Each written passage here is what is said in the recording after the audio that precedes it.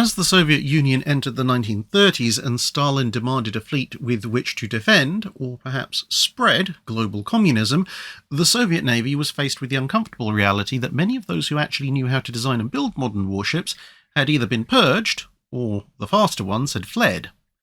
And so, as with a number of other ship designs, they turned to Italy, who would, for an appropriate price, sell them pretty much anything they wanted.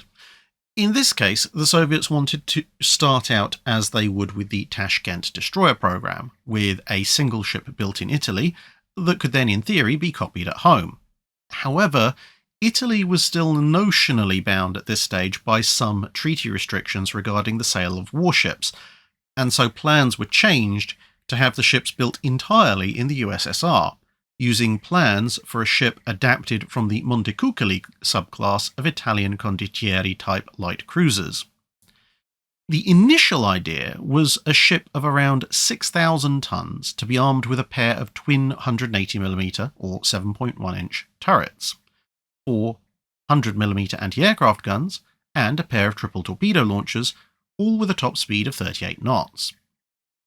Then mission creep came in, and the main guns were increased to 6 in 3 twin mounts, and then, after studying the Italian drawings, it was further decided to increase the heavy anti-aircraft armament to 6 100mm guns and uprate the main guns from 3 twins to 3 triples, now with a total of 9. This pushed the projected displacement up to just under 7,200 tons. The idea of the rather odd 7.1-inch gun had started with a plan to finish much older ships still on the stocks from Imperial Russian times with 8-inch guns. But not only was the latest Russian 8-inch naval gun design from 1905, but the old hull in question couldn't possibly accept that size of weapon. And so the smaller 7.1-inch gun had been developed with the vague hope of firing a shell that was closer in damage potential and armour-piercing capability to an 8-inch shell, but with a rate of fire that was more akin to that found on 6-inch armed light cruisers. The initial models had had extremely high velocity, but this had come with essentially zero barrel life. The new B-1P model guns fired a somewhat slower but still considerably rapid shell, which at least meant they wouldn't have to go back to port to get new guns after every firing exercise. As well as the 3 triple 180mm turrets and 6 single 100mm mounts, there were to be 6 single 45mm anti-aircraft guns and the aforementioned triple torpedo launchers, plus mines, plus depth charges, with the idea being that these ships would lead destroyer flotillas rather than go toe-to-toe with other cruisers, which was probably just as well, since the 2-inch belt armour, the thickest armour found anywhere on the ship bar the conning tower, would probably only be good for keeping out destroyer-sized guns in any case. The power plant generated just under 114,000 shaft horsepower, and using 2 screws, it turned out the ships were only capable of around 36 knots, mostly because of the mission creep in the design that saw them complete at almost 7,900 tons standard, considerably overweight. The problems didn't end there. So cramped were the main turrets as a result of having to try and fit them onto the 58-foot beam that their reload time wasn't anywhere close to that of a light cruiser. In fact, it wasn't even close to that of a heavy cruiser, it was more akin to that of a battleship, at around 2 salvos a minute.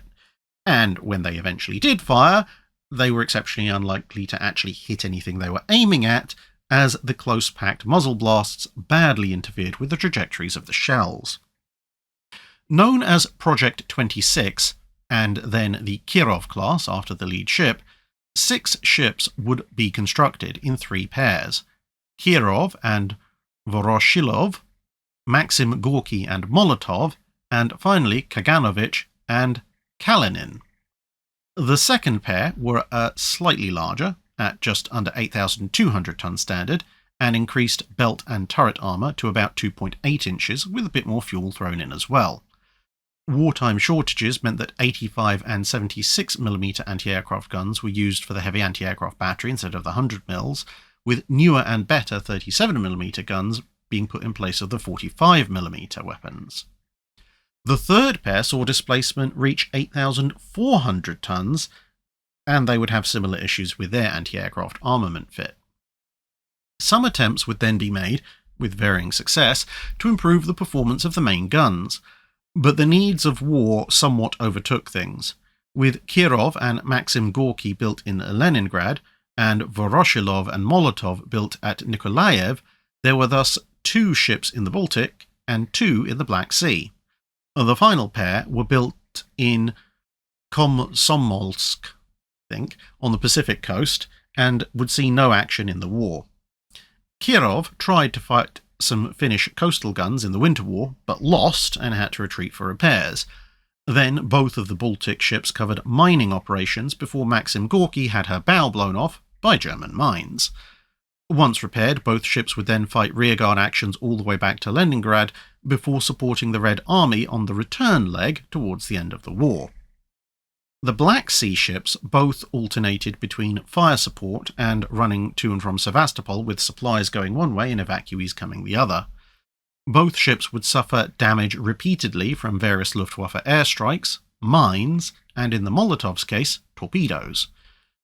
Until in late 1943, Stalin ordered that no large naval unit would deploy without his direct permission, and thus their active roles in this theatre were curtailed.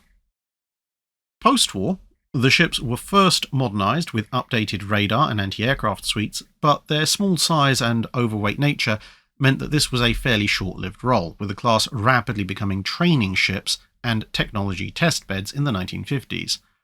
Molotov and Kaganovich would be renamed when their namesakes fell out of favour, and the class would gradually be sent to the scrappers, although oddly the later ships actually went first, the Pacific pair being scrapped in the early 1960s, having been preceded by the Black Sea's Maxim Gorky in 1959. Molotov, by now renamed Slava, went to the breakers in 1972, and then the 2 older ships would have their turn, Voroshilov in 1973, and Kirov, the original, being the last to go in 1974. That's it for this video. Thanks for watching. If you have a comment or suggestion for a ship to review, let us know in the comments below. Don't forget to comment on the pinned post for dry dock questions.